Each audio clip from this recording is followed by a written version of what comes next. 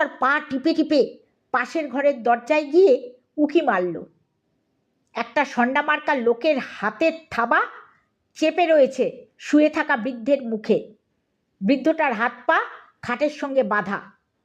একটু দূরেই ইজি চেয়ারে বসে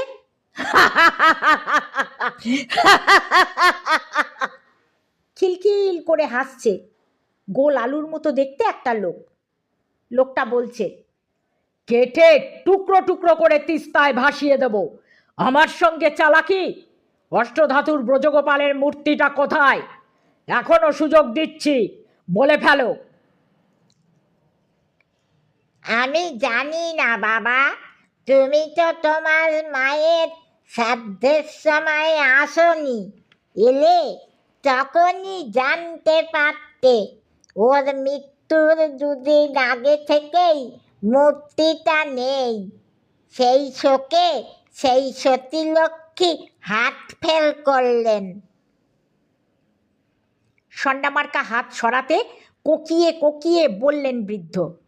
সঙ্গে সঙ্গে গোল আলু চিৎকার করে বলল, নাভিতে পিন ফোটা।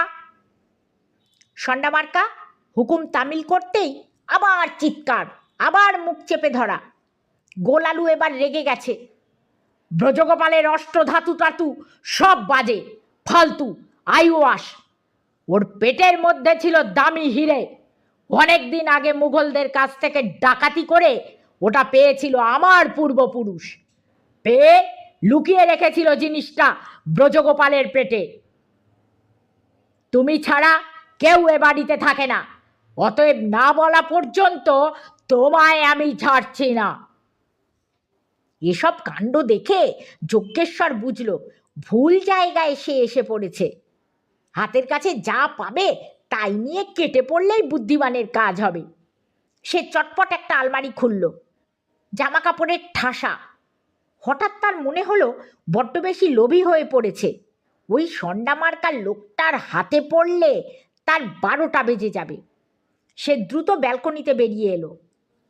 ওই সময় একটা চেয়ারে তার পা ঠুকে যাওয়ায় শব্দ হলো।